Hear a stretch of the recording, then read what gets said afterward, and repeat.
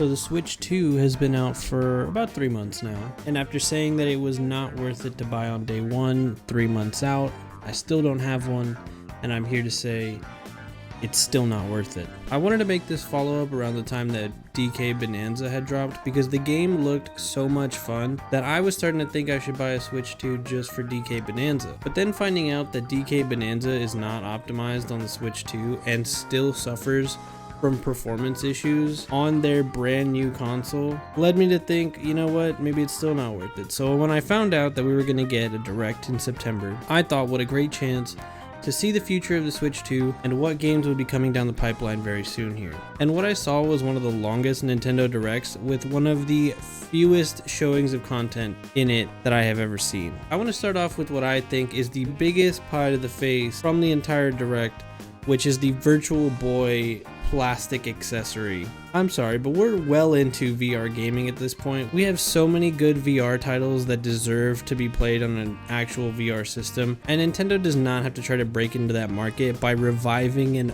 old 90s classic VR set. I get that it's the 30-year anniversary for this thing, but at the same time, it just seems so unnecessary to have to then pay an extra price for the accessory to play these old games from the mid-90s that just don't hold up today.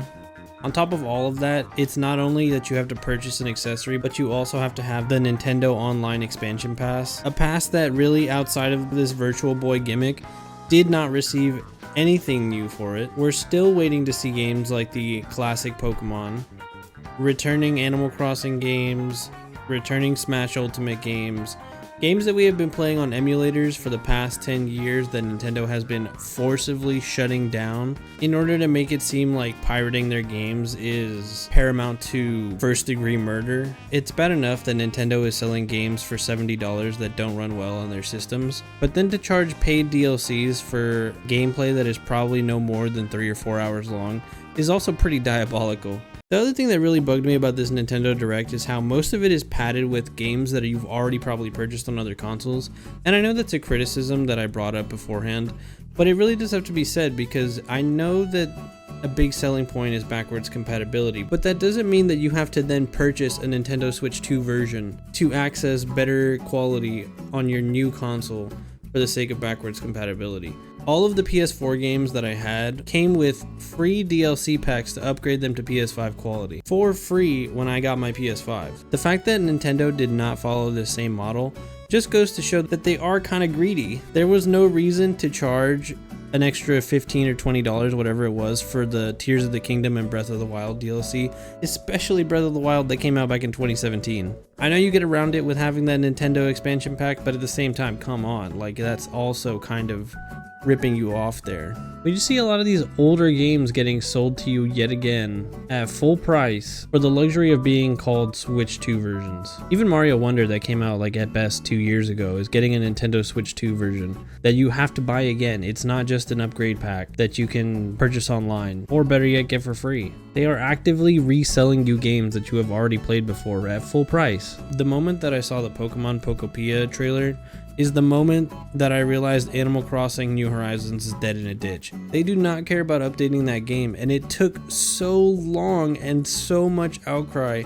for that game to receive any updates that basically put it on the level of Animal Crossing New Leaf. It does feel right now that Nintendo is so content at releasing a bare bones version of a title of any beloved franchise and just sending it out there at full price and then never really doing anything to update its content. And I'm not saying that these are live service games that need a monthly update, but they are games that have features in previous titles that don't make it to their newer titles. So it just makes these brand new titles that we're getting at full price feel less polished and have less content. Overall, with this Nintendo Direct, I think it really shows the lack of game titles that the Nintendo Switch 2 is bringing to the table. It really does feel like the Nintendo Switch 2 is just the Wii U accessory to the Wii, where it doesn't feel necessary and it doesn't feel worth it.